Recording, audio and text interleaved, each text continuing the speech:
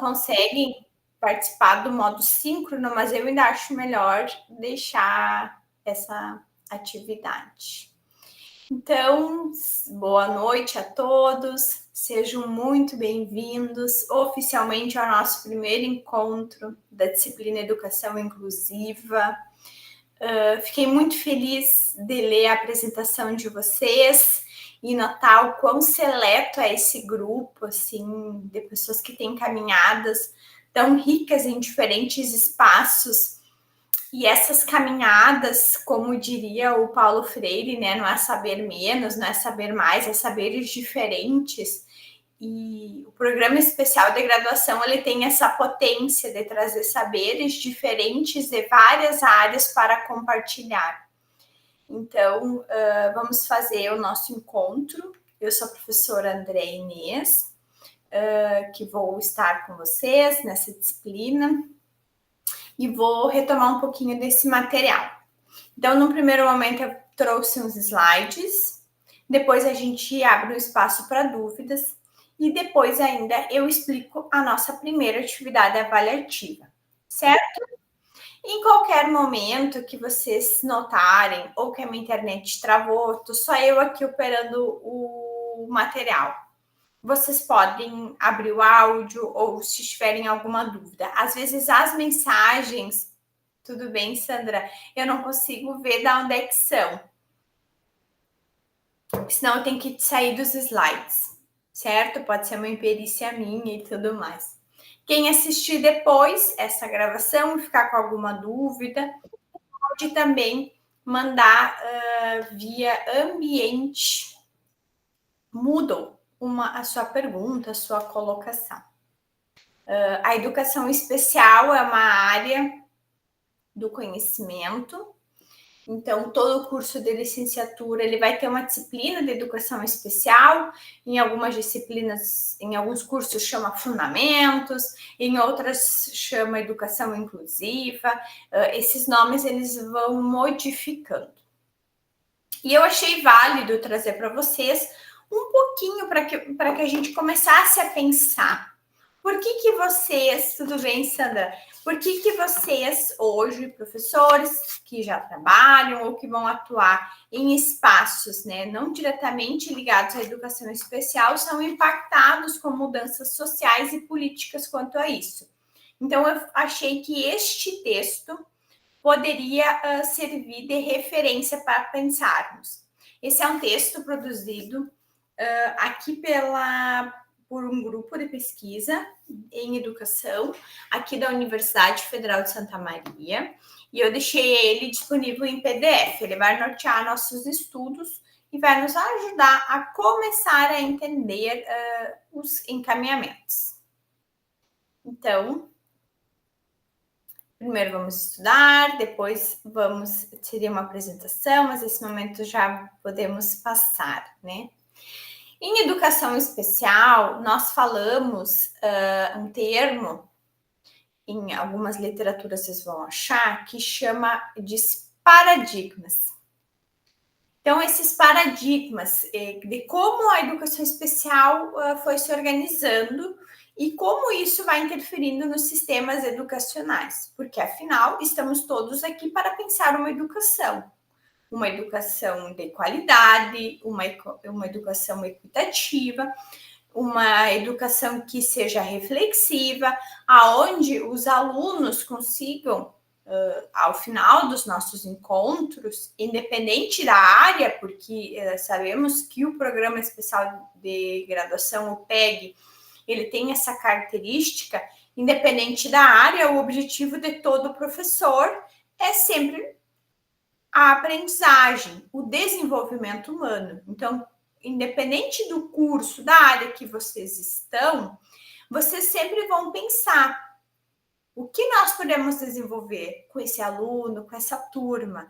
Isso é uma das preocupações que nós temos como docentes, e é uma responsabilidade também que vamos assumindo nos nossos espaços formativos.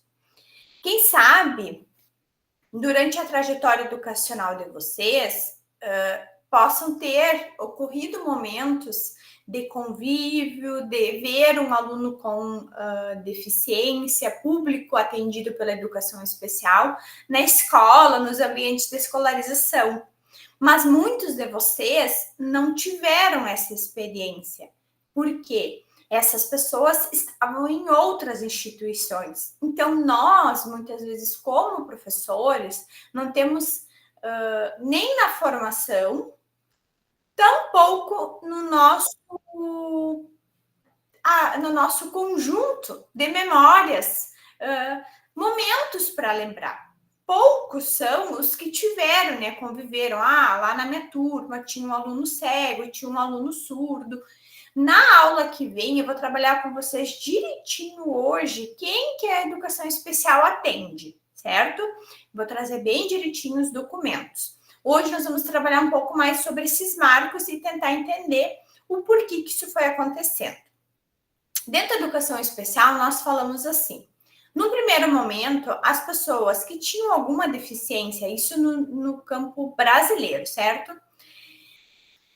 Temos que lembrar que a educação para todos, né? Nós temos um histórico muito grande da educação ser só para alguns grupos, para as elites. Se vocês pensarem década de 60, década de 40, poucas pessoas tinham acesso a uma escolarização consistente, certo? Essa história de universalização da educação, ela é recente na história do nosso país, que tem mais de 500 anos, certo? Então, se já não tinha escola para todo mundo, com toda certeza, a escola para aqueles que a gente considera não típicos, ela é uma utopia. Então, nós temos alguns sujeitos que vão acessar, geralmente famílias com posses que vão acessar. Mas, no geral, dentro de uma família, nasce uma pessoa com deficiência, ela não vai ser direcionada à escolarização. Em ambientes rurais, isso é mais vago ainda. Quem sabe lá nas memórias de vocês, nas histórias das famílias, vocês já vão vendo, né? De uma família, às vezes, de 11 filhos, 1 ou 2, né, tem acesso a terminar o ensino fundamental ali, né? Dos avós e tudo mais. Então, dentro desse cenário, esse primeiro cenário dessas décadas, nós vamos ter pessoas que nem acessam a educação, sobretudo as pessoas da educação especial, são tidas como pessoas que não são objeto da aprendizagem, pessoas capazes de aprender, certo? Então, num segundo momento, nós vamos tendo um aumento no número de escolas, instituições, essa mudança social também, esse discurso de que a educação é importante para todos, é um movimento mundial, nós vamos tendo isso. E aí nós vamos criando o que nós chamamos de espaço de segregação. Esse é o termo que a área usa. Então, nós vamos ter escolas específicas para as pessoas da educação especial. Instituições específicas, certo? Então, nós vamos ter Instituto Pestalozzi, nós vamos ter institutos como a PAI, ou Instituto dos Meninos Cegos, né, que agora é o Instituto Benjamin Constant, o Instituto dos Meninos Surdos Mudos, na época era esse nome que se dava, que hoje nós chamamos de Instituto Willis. Então, temos essas instituições. O Colégio Concórdia, ali em Porto Alegre. Então, é uma instituição só para os que são tidos como os fora da norma. Num terceiro momento, isso muito impulsionado também pelas próprias famílias, pelos próprios processos de ampliar, né, o número de pessoas. Então, nós vamos tendo cada vez mais escolas, mais pessoas na escola. Pegamos ali década de 80, década de 90. Nós vamos ter um movimento muito forte, que a gente chama de movimento de integração. Vocês podem ver aqui, tem esses 4, tem os slides, as 4 imagens. Na quarta imagem, nós temos esse paradigma da integração, que diz assim: vocês podem estar na escola. Sim, os colegas que chegaram depois vai ficar gravada a primeira parte, tá bom? E aí, daqui a 2 dias, com certeza vai estar no Moodle já. Vamos ter esse paradigma da integração, que é o quê? É integrado dentro da escola, no entanto, em uma sala especializada, que a gente chama de classe especial. Quem sabe essa seja uma memória que alguns de vocês tenham, de ter uma turma só da educação especial. Uma de manhã, uma de tarde, às vezes não compartilhava recreio. Esse é o que a gente chama de cenário de integração. Ele foi muito forte e quem sabe alguns de vocês tenham convivido nesse sentido, assim, de ver na escola, mas não é um colega que está lá na sala com vocês. Raras exceções, né? Geralmente algumas exceções mais específicas. Então, a partir dos anos 90, esse movimento de integração ele foi se consolidando, e foi um movimento não só no Brasil, mas no mundo inteiro. Desde 1994, nós tivemos a Declaração de Salamanca, que é o que o texto conta aqui, né? Declaração, ela acontece lá em Salamanca, mas ela é aqui no Brasil, ela é regulamentada por decretos, e é um acordo aonde nós vamos, né, tentando dar conta também de metas que o Brasil foi assumindo por meio de empréstimos. O Brasil pegou muito dinheiro emprestado com o Banco Mundial de atingir essas metas. O que são essas metas? Redução do analfabetismo, ampliação do ensino superior e, sobretudo, né, todos na escola, em todos os espaços, né, a escola sendo para todos. E aí, a partir de um movimento muito forte que nós chamamos de política de educação especial, lá em 2008, nós vamos estudar isso um pouco mais profundamente neste encontro e com mais profundidade ainda o que é esse documento e o que ele reflete no próximo encontro coletivo e na próxima unidade. Nós temos o que nós chamamos de paradigma da inclusão, que, se vocês notarem, é todos juntos na sala. E isso causa uma mudança muito grande no sistema educacional, porque todas aquelas pessoas que estavam ou nas instituições especializadas ou só nas classes que eram só para as pessoas com deficiência, elas vão estar hoje, que a gente chama de classe comum ou classe regular. Isso varia muito de acordo com o documento, de acordo com o autor. Alguns chamam classe comum, outros falam classe regular, mas tudo é a mesma coisa, que é a sala comum. E aí nós vamos ter uma mudança muito grande no número de matrículas, nas metodologias, e isso vai impactar diretamente os professores. Por que impacta? Impacta, num primeiro momento, o professor que a gente chama da educação básica, principalmente dos anos iniciais e dos anos finais. Mas como essa política começa em 2008, esses alunos eles vão se formando.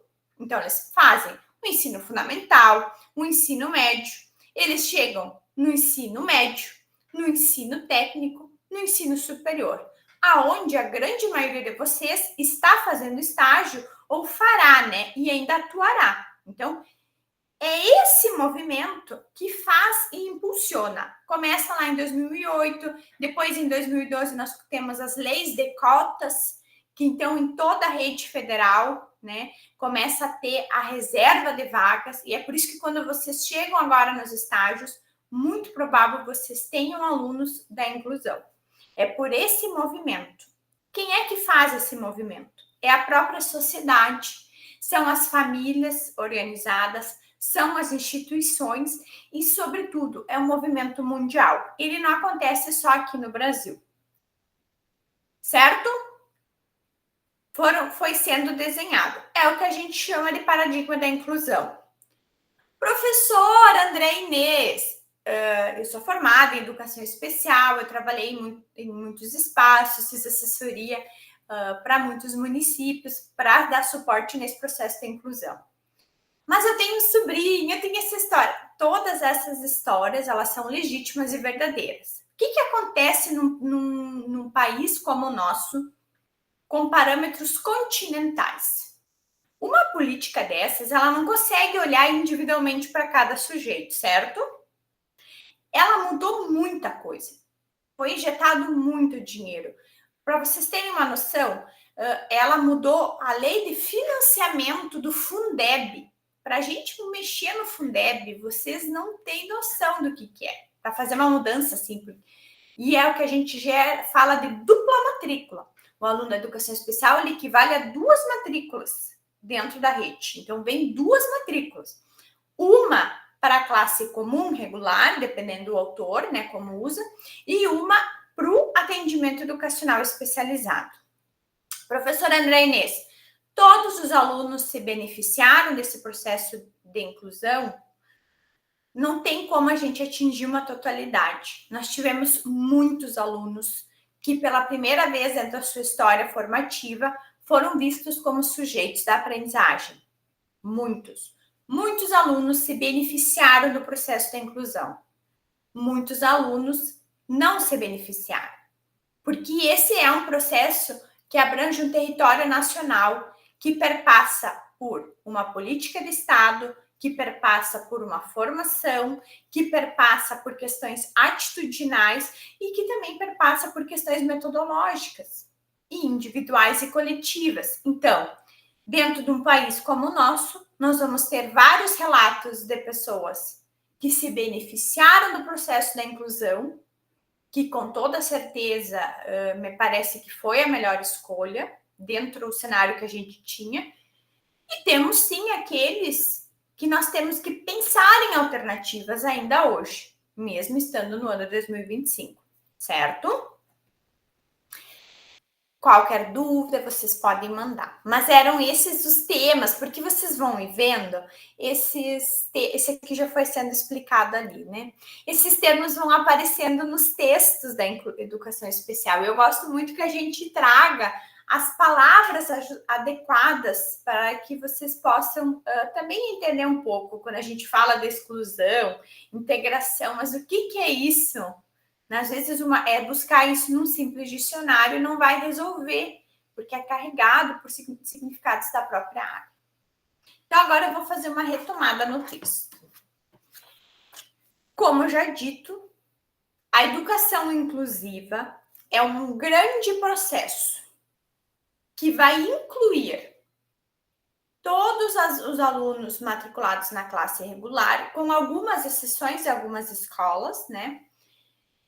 E o atendimento educacional especializado. Então, a educação especial, ela não é só o atendimento educacional especializado. Esse aí, ele é um dos serviços.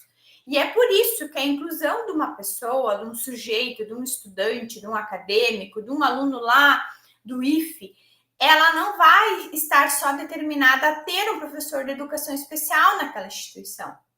Porque a inclusão na disciplina de química lá no IFE, ou na disciplina lá de processo de determinada área, ela vai perpassar pelos conhecimentos técnicos daquele professor para fazer acessibilidade. E de todo o suporte que a instituição haverá de ter e de construir. Alguns recursos de acessibilidade já são padronizados. Algumas coisas nós já conseguimos utilizar, o que a gente chama de desenho universal da aprendizagem. Mas outros, nós precisamos trabalhar elementos extremamente personalizados, fazer um plano específico para aquele aluno. Então, vocês vão ouvir muito falar desta Declaração de Salamanca, que ela é um documento internacional e que foi o pé, assim, de articulação aqui no Brasil, que trouxe impactos na nossa Lei de Diretrizes e Bases da Educação, a LDB. Então, ela é um documento internacional, é como se fosse um tratado de vários países se comprometendo, né, a fazer a inclusão dar certo. Percebam, não é uma escolha individual brasileira, e sim uma busca articulada social, política e mundial. E dentro desse sistema, lá, né, na página 19 do nosso 17, perdão, do nosso material, né, o texto diz, né, o AE vai auxiliar nesse suporte. Lembrando sempre, em alguns autores optam por usar classe ensino regular, classe comum. Isso sempre é o ambiente tradicional de aula. Então, é o que a gente chama de sala de aula tradicional, laboratório tradicional. Caso vocês tenham alguma dúvida quanto a essa nomenclatura, isso são escolhas, né? Alguns autores escolhem um termo, outros, bem provável que isso aconteça também na área de vocês. Alguns autores usam um termo de acordo com uma linha teórica, de acordo com algum documento e replicam isso. Antes de nós termos o cenário educacional, e é importante que a gente pense nisso, muitas vezes se olha para as instituições e se diz, mas o que elas faziam era uma prática excludente. No entanto, nós temos que pensar que, quem sabe, estas instituições foram as primeiras a olhar para as pessoas que não estavam no sistema educacional e dizer: todos precisam estar na escola. Então, no Brasil, o primeiro movimento que nós temos de práticas, que a gente chama, né, de práticas institucionalizadas, está vinculado, segundo este material, ao Instituto Pestalozzi, que começa, né, suas práticas em 1926, e a APAE. Hoje, essas instituições, devido à política, tiveram que se reorganizar e muitas delas viraram centros de referência para o suporte. Existem muitos municípios onde o atendimento educacional especializado, esse suporte, ele acontece também de forma nucleada. Isso não só na PAI, mas também em escolas e centros de referências, com equipes que a gente chama como equipes multiprofissionais, são experiências bem diferentes e que vale a pena pesquisar, quem sabe na cidade de vocês tenha. Nós temos uma aqui em Venâncio Aires, que é excelente, nós já fomos fazer uma visita, então quem sabe na cidade vocês também tenha. E se vocês quiserem compartilhar conosco, podemos abrir um fórum para a gente fazendo essas trocas que são interessantes, que podem nos trazer. Muitas vezes nesses espaços a gente consegue acessar materiais, formações, e é uma coisa que pode auxiliar vocês. A Rede Federal de Educação, ela também tem muitos cursos, o IFRS tem alguns cursos também que nos ajudam a compreender dentro das diferentes categorias suportes, né, como cursos de Libras, cursos de adequação de materiais dentro do desenho universal da aprendizagem. Nós temos um documento que é a Lei de Diretrizes e Bases, pensando aqui na página 19, que vai nos trazer, né, começa a trazer esse lugar, né, de que as pessoas precisam estar na escola. Depois nós temos a Constituição Cidadã, né, nós temos constituições anteriores, mas essa Constituição de 1988, que é vigente, com mais de 100 alterações, me parece, ela traz, vai reforçando, né, que todos precisam estar na escola. Mas esse todos, ele fica vago quando ela diz todos têm que estar na escola, só que lá na prática a família chegava para matricular uma pessoa com alguma deficiência, encontrava alguma resistência. Então precisava de um movimento mais intenso do que apenas dizer todos. Esse todos parecia que vinha com um asterisco. Então, muitas vezes, até por um impacto social dessa pessoa não ser vista, e resquícios, né, lá da antiguidade, essas pessoas não tinham investimento, o que é uma perda também para nós. Eu sempre digo que a inclusão é uma porta que abre para os dois lados. Quando eu incluo num processo de inclusão, eu não posso me colocar nesse lugar de superioridade e achar que sou só eu que estou contribuindo para a inclusão desse aluno, ou que é só ele que vai aprender comigo, assim como o professor.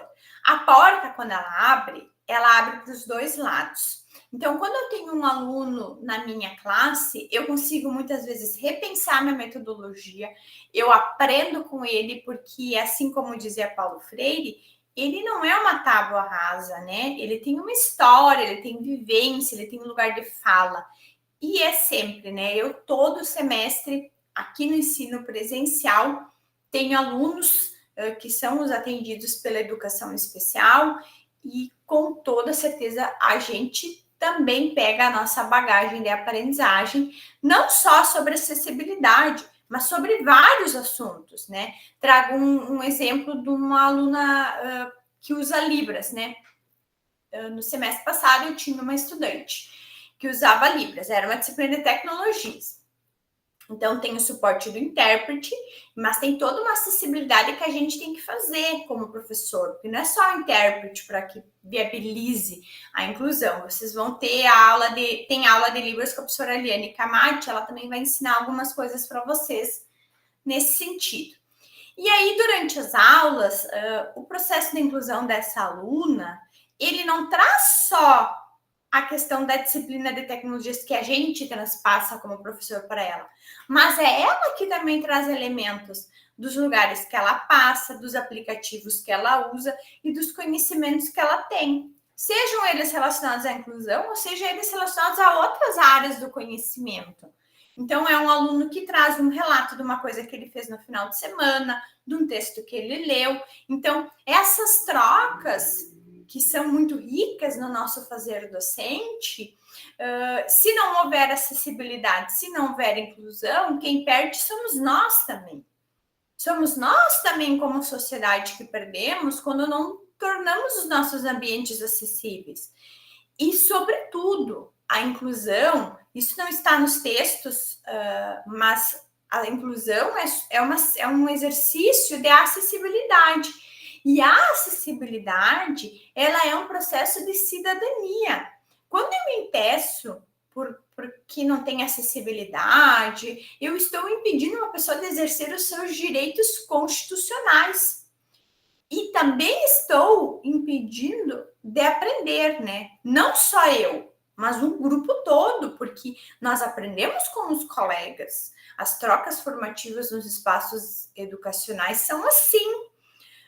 Quando a gente vai nos cursos, eu não sei quem é que é da área das rurais, e muitas vezes vocês têm filhos agricultores que desde criança lidam na lavoura, na propriedade, tem noções da agroindústria, e aí a gente vai trazer uma realidade, e aquele aluno ele traz a realidade do município dele, onde se implementou uma determinada prática, e nós aprendemos que lá no outro canto do estado tem essa prática, ou que pode ser feito assim, porque esse aluno, como dizia o Paulo Freire, ele fez um caminho diferente e ele tem esse conhecimento.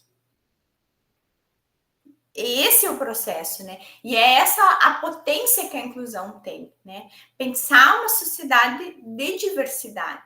E para pensar a diversidade, a gente também tem que pensar com eles.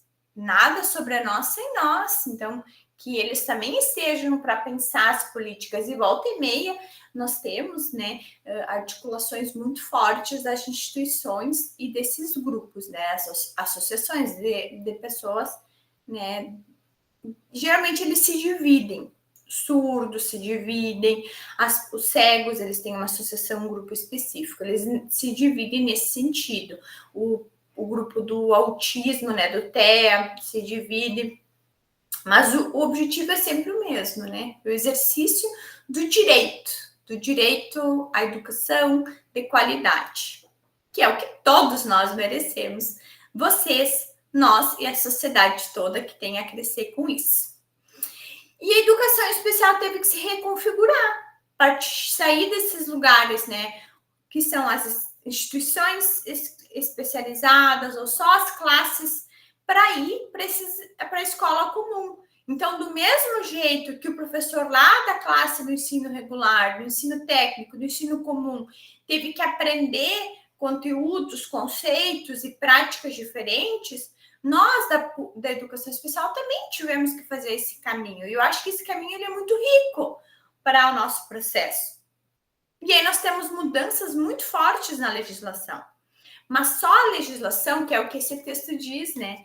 Só a lei, ela não vai mudar. a prática. A lei, ela vai fazer cumprir. Mas esse aluno aprender, isso é um processo muito mais intenso. E precisa de estrutura, precisa de investimento. Então, o texto fala, né, na página 19, eu achei muito bem colocada a colocação dos autores. A educação inclusiva foi sendo constituída na prática e na letra das leis aproximadamente nos anos 80 e no início dos anos 90, a partir do movimento com base no princípio de igualdade de oportunidades nos sistemas sociais, incluindo a instituição escolar. Quem sabe alguns de vocês tenham filhos que estão na escola e que já tenham colegas que estão em processo enfim, né, de inclusão. E eles também vão ter um olhar diferente da geração anterior, que não pegou uma escola nesse cenário.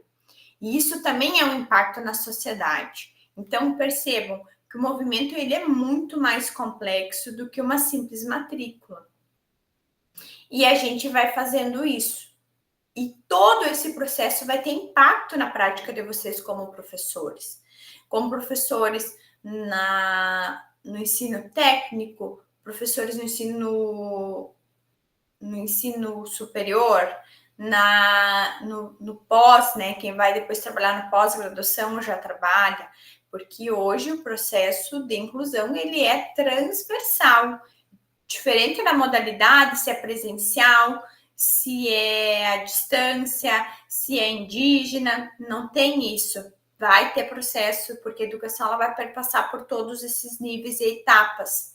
Se é no ensino médio, se é no integrado, se é no subsequente, se é no curso de licenciatura, se é bacharelado. Então, muitas vezes nós vamos ter que repensar algumas práticas e construir, né, esses processos. Então, o que nós vamos estudar na unidade 2 são essas mudanças das políticas públicas, ancoradas principalmente pela política de 2008, que ainda é vigente, que vai dar todo o impacto também para o Estatuto da Pessoa com Deficiência, que é um documento que nós vamos estudar. Uma parte dele ele é enorme, ele trabalha desde a habitação, a questões de reprodução humana, questões de financiamento habitacional, da saúde, do atendimento. Nós vamos estudar uma parte do Estatuto da Pessoa com Deficiência, a Lei Brasileira de Inclusão, isso tudo é o mesmo documento. E o que acontece? Não adianta só mudar a lei, nós temos que pensar o quê? Mudar formação, nós temos que ter momentos como esses. A maioria de nós, pensando que a obrigatoriedade do sistema de ensino hoje é dos 4 aos 17 anos, pela legislação, né? Hoje é obrigatório, dos 4 aos 17 anos, vai atender adolescentes também, pensando no nosso público. Então, eles todos vão ter direito a ser matriculados, inclusive negar matrícula pela Lei Berenice Piana, que é uma lei específica, né? É crime, com implicações diretas para o seu gestor, que negar ou que obrigar que tenha que pague, né? Que a família pague o monitor, que é uma das coisas que às vezes acontece. E quem é que vai fazer o espaço inclusivo, né? Isso vale, essas leis, elas valem só para a escola pública? Elas valem só para a rede municipal, só para a rede federal? Não. Todo o sistema educacional. Então, seja instituições públicas ou privadas, universidades públicas ou privadas, eles vão precisar se organizar para garantir a acessibilidade. E esse atendimento, que a gente chama da educação especial, ele é complementar e suplementar. Mas, professora, o que é complementar e suplementar?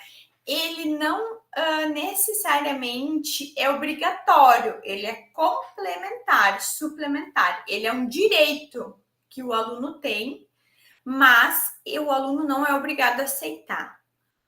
Poucas vezes a família ou o aluno não utilizam desse direito, mas a instituição é obrigada a ofertar, certo?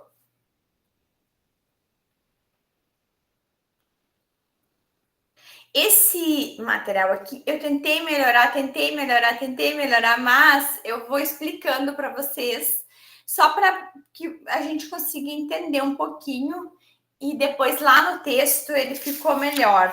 Mas a qualidade inicial dele já não era boa na hora que eu fui copiar e colar. Ele é um gráfico que ele diz assim: classes especiais e escolas inclusivas e classes comuns, alunos incluídos. Ele faz um comparativo. Classes especiais e escolas exclusivas, perdão, que seriam aquelas instituições só para pessoas com alguma deficiência, só pessoas da educação especial. Se a política começa em 2008, eles pegam um dado anterior, um ano anterior à política. E eles dizem assim, ó, olhem os números. 654.606 era o número de alunos matriculados em 2007 nessa classe. Em 2012, esse número modificou. Deixa eu verificar aqui.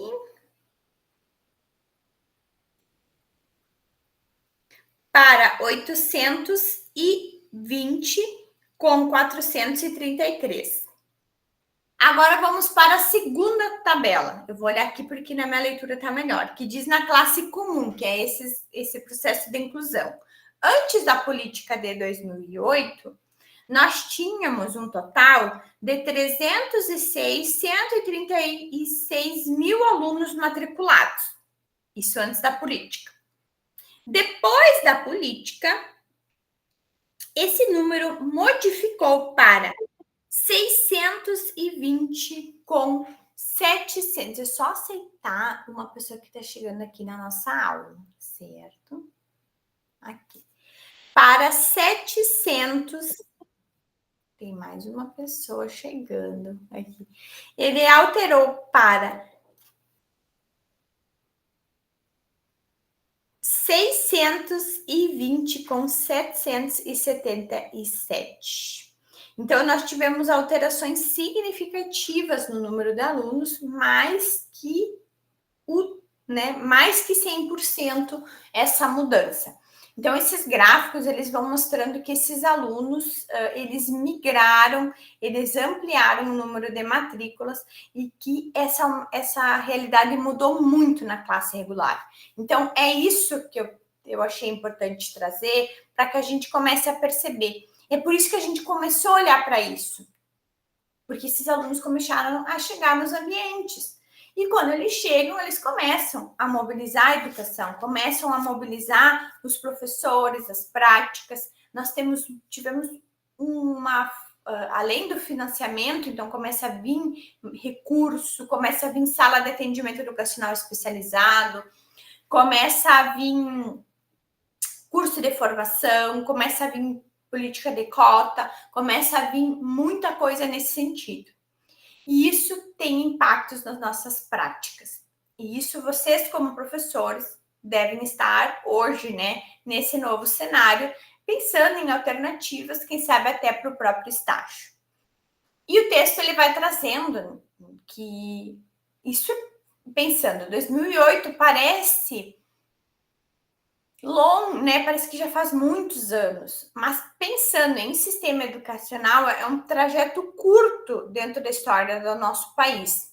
Então, nós temos esses desafios ainda da educação inclusiva, de pensar como fazer uma educação inclusiva de qualidade. Porque só acessar é o que eles nos trazem, né? Ali na página 23 e 24, eles vão se caminhando por as reflexões, considerações finais e as análises, né? O acesso, ele não garante o aprendizado. Então, só ter o direito à matrícula, ter esse aluno lá matriculado, ele não garante o aprendizado. E aprendizado é potência de vida humana, é desenvolvimento humano. Todos nós queremos e ansiamos nos desenvolver. E o que eles trazem? Que as escolas devem prover o suporte adequado. Mas quem faz a escola? Somos nós. A escola é composta dos alunos, as instituições são compostas por pessoas, então as coisas são feitas por pessoas que precisam de estrutura, que precisam de financiamento, que precisam de formação, que precisam, desde a sua formação inicial, terem esse suporte. É por isso que num curso de licenciatura, como programa especial de graduação, vocês têm algumas disciplinas específicas, como Libras, como Educação Inclusiva. Professora Andréa Inês, essa disciplina de Educação Inclusiva de 45 horas, ela vai me garantir ser um professor que vai conseguir incluir todos os meus alunos? Infelizmente, dentro do tempo que nós temos, com as estruturas da logística que nos são possíveis, a gente não consegue trabalhar cada caso em específico, certo? E não tem uma receita pronta para dizer assim, você vai ter um aluno lá com deficiência visual cegueira. É isso, a gente usa o braille, a gente usa leitor de tela e isso vai resolver. Ou a gente tem um aluno com alguma questão intelectual. É assim? Não, porque a gente faz um trabalho individualizado. Todo o aluno, ele é único, nós também somos. Então, não tem uma receita, não é uma programação de um computador, é uma pessoa, uma vida humana que tem um processo de escolarização. E a gente não tem como trazer receitas de como se faz tudo dentro de toda uma diversidade, porque às vezes as demandas que a gente vai ter num curso técnico e contabilidade são diferentes de um curso de nutrição, diferentes de um curso de química, diferente de um curso de eletrônica, diferente de um curso que vai trabalhar questões da tecnologia da informação, certo? Mas o que nós sabemos? Que é preciso investir na formação dos professores, sobretudo desde quando eles estão no processo inicial, e sobretudo depois. E o que a gente tem? Que isso seja ancorado dentro do plano de trabalho do próprio professor, que não seja um extra, né? Que o professor precise tirar dos seus momentos de descanso. Tem outras, né, demandas, então, que seja sempre incluído, inclusive, no programa de estruturação da própria carreira. Para que nesse processo a gente consiga diminuir o que a gente chama, né, dessas barreiras de não acessibilidade, né, que podem ser físicas, podem estar lá nas atitudes, né, quando eu olho para um aluno e digo, esse aluno não vai aprender, eu já tenho um preconceito, uma questão atitudinal muito forte, ou pedagógicas, né, quando eu faço escolhas que não vão beneficiar o aluno, ou a turma toda, nesse sentido, né? Então, o processo de inclusão, eu trouxe aqui uma linha, eu vou deixar esses slides para vocês, tá bom? Esse material vai ficar lá na disciplina de vocês, para que vocês possam usar para ler, ou se no futuro quiserem consultar. Eu indico que vocês baixem, porque a gente às vezes fecha as disciplinas para as avaliações. Tem uma autora que é a Helen Keller. Quem sabe alguns de vocês já conhecem. A Helen Keller é uma pessoa com deficiência. E ela escrevia, ela tem várias obras muito importantes. E ela tem uma frase que eu gosto muito, que é: sozinhos podemos fazer tão pouco, mas juntos podemos fazer muito. Eu acredito que a inclusão hoje, dada a configuração dos sistemas educacionais, ela vai acontecer de forma articulada. Tanto o processo do professor do suporte da educação especial, como o professor do ensino comum, da classe comum, do curso comum, né, da disciplina, se for no ensino técnico superior, ancorado também no suporte institucional, então muitas vezes nós temos um núcleo pedagógico institucional. E quem vai ganhar com isso é o próprio aluno que vai se sentir valorizado e confiante, e também a nossa sociedade, que pode acessar conhecimentos produzidos por esse próprio sujeito. Se a Helen Keller não tivesse tido acesso a um sistema educacional, onde ela tivesse tido a oportunidade de aprender, de se expressar, nós não teríamos acessado as reflexões dela. Eu tenho feito um exercício de ler autores, pessoas que, enfim, são pessoas da educação especial. Às vezes artigos curtos, materiais deles. E penso, se esta pessoa não tivesse sido vista como sujeito da aprendizagem, este conhecimento não estaria aqui na nossa sociedade. E quem sabe, coisas que a gente está procurando na nossa área estão juntas nesse caminho da nossa inclusão, das nossas disciplinas. Então, esse é um lugar coletivo, como dizia Helen Keller, né? Então, da minha parte, era agradecer a atenção de vocês e dizer que eu estou agora para esclarecer dúvidas. Eu vou interromper esta gravação para que vocês possam ficar bem à vontade, que não ficar gravada a dúvida, a colocação, para preservar vocês.